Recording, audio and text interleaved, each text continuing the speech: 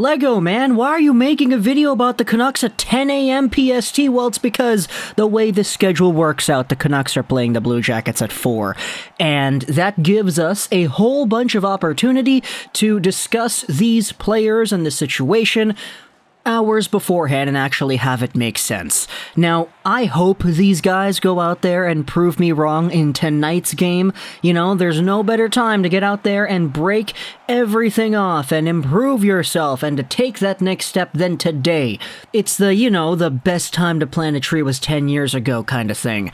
And for Pettersson and Boeser, I hope they go out there and do that. But the Blue Jackets are a good team this year. The Vancouver Canucks are a bad team this year. So I'm not really too sure how optimistic I am heading into tonight's game, or not even tonight's game, it's this evening's game because it's going to be at 4.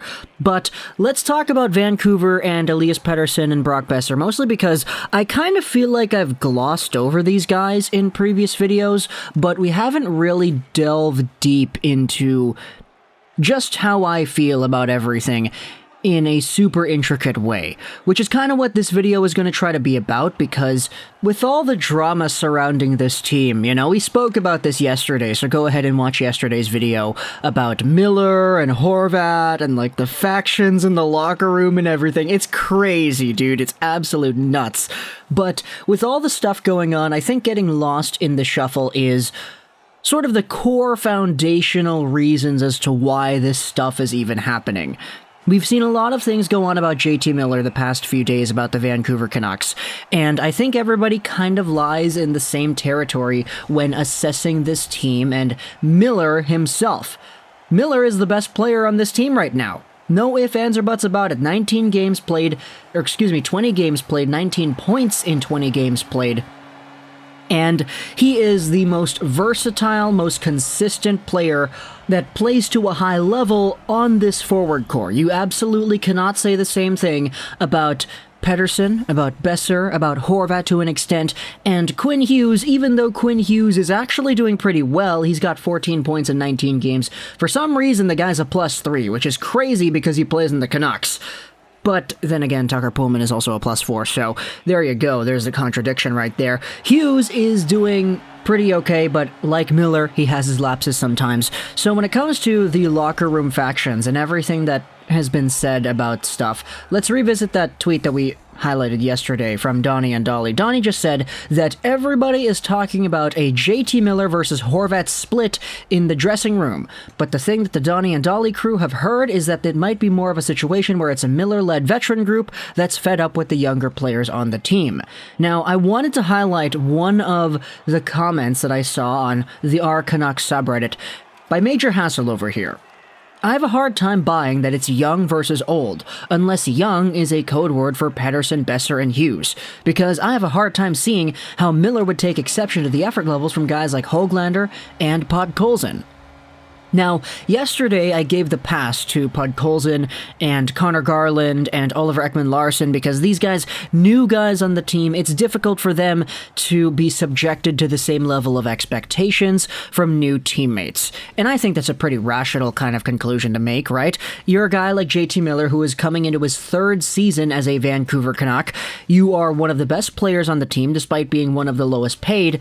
Okay, lowest paid, I mean, he's making 5.2. It's not really the lowest per se, but comparative to the guys like Boeser, comparative to the Horvats, comparative to the Hugheses and the Petterssons, the other stars, quote-unquote, of this team, Miller is underpaid. And he's one of the most versatile players on this team. It would be difficult, though, if you were to say, okay, just young guys, put them in a box, label it up as young guys, and have them go at it under the Miller microscope. It's difficult to say that Höglander and Podkolzin would be subjected to that same kind of criticism, because I mean, you watch the games, right? Höglander and Pods, these guys go out there and they work their tail ends off every shift. Podkolzin especially has been just an absolute cold-blooded maniac every time he goes out there, and it's awesome to watch. Everybody in Vancouver loves Vasily Podkolzin, and it's not because the guy's going out there producing at a point per game or whatever. Höglander, same thing. The guy was single-handedly the reason this team didn't get blown out. Okay, they kind of got blown out. Shutout, I guess you could say, in the road trip recently. And so this idea that the Canucks are this party that is kind of aligned with Miller, they're fed up with younger players on the team, I'm not really too sure how that would work out unless you're straight up just saying, okay, Pettersson, Boeser, Hughes. Here's a reply that I wanted to focus on. They aren't going to single someone out, but young player is probably referring to Pettersson and Boeser. They're the only ones not playing to their contract right now. All those 1-goal losses would be a different outcome had one of them just scored. Being 10-8-2 is a huge difference. Let's put it this way. You're Miller, making about $5 million, and you're in the best shape of your life on a point-per-game pace. The time to win for you is now. Meanwhile, your coworker missed training camp and signed a $7.35 million deal over the summer after missing half a year of hockey. He got to enjoy Greece and work on a mixtape. He comes back, 20 games in, without a single 5-on-5 goal. But aside from that, he's playing worse defense than a third-line center. You're not mad? Miller has been hustling all over the ice and has 2 years left on a sweetheart, discounted deal. He's playing like an $8 million player, and the best forwards on the team are all playing like they're from the AHL.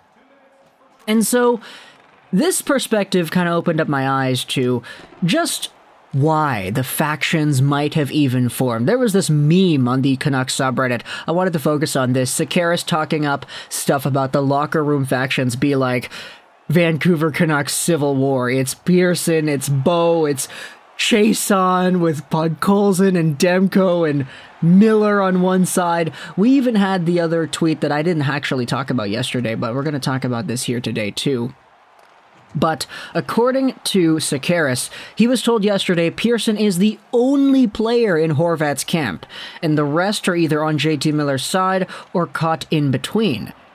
And so, when it comes to this Horvat versus Miller and talking about Boeser and Pettersson kind of thing, it starts to kind of coagulate into much more of a complete package when you assess things from all the perspectives that we have seen. Pettersson and Boeser, have they been disappointing? Absolutely. Pettersson and Boeser, are they supposed to be the two best forwards on this team? Yeah. I think they're supposed to be. Now, I know Miller has been great, but last year, Boeser led the team in points. You gotta remember that. The guy had 20 goals, and he was the only player on the team that reached 20 goals.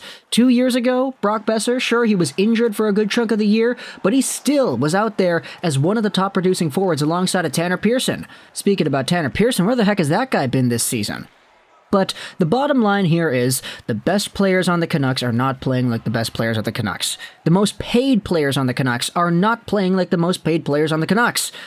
With the exception of Quinn Hughes and Miller, I guess you could say. But Petey and Boeser, dude, you can tell so much just from their body language on the ice that it's taking a toll. For Elias Pettersson, it's the defensive lapses, it's collapsing onto the puck, it's getting just thrown down anytime somebody lightly touches the guy. For Brock Boeser, it's the bad bounces, it's the posts, it's the really grade A scoring opportunities that just go wide. This guy has been so unlucky, and you could kind of feel the defeatism sort of seep into the way that these shifts are being played now. And yeah, there's a lot of external stuff that could go into that. It's the media, it's the coaching, it's the team around them that's been assembled by Benning. And there's a lot of things that's going wrong with this team, but at the end of the day, you cannot go out there and discredit the fact that the best players just simply aren't being the best. Pettersson is not playing like the $7+ million player that he is supposed to be. Brock Boeser is not playing like a guy who is in his gosh darn contract year, dude. He's making 5.8. That expires at the end of this season. He's got half a point a game right now. And yeah, if he continues that pace, that's a 40-point pace. That's not bad. But you can't tell me that Boeser's at 100% this year. Maybe physically he is, but mentally, just in terms of the mindset, it just doesn't feel like it's there. And I know, it's tough on Brock. He's been very outspoken to the media about how disappointing everything is, etc. And I know that Brock is a good dude. It's just, everything that we're talking about with rookie Petey and rookie Brock, all these guys, they're not there anymore.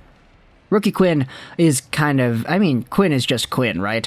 It's tough to single out Quinn because still, he is so good at facilitating play, and sure, the odd lapse one or two here or there, it's not anything that we're not used to. But either way, talk to me in the comments, what do you think about Petey and Brock? These two, I wanted to make this video entirely about them, but we ended up talking about Miller and the factions and Horvat and Hughes too, and young guys. Let me know your thoughts all in the comment section below. I gotta go because the leaf blowers actually started up outside a few seconds seconds ago, and that's really going to tick me off, so I'm not going to be able to record while that's going on in the background. But once again, this afternoon, Columbus. I hope Petey and Brock both get hat tricks. I hope they both get 6 points. I hope they go out there and destroy worlds because they need it.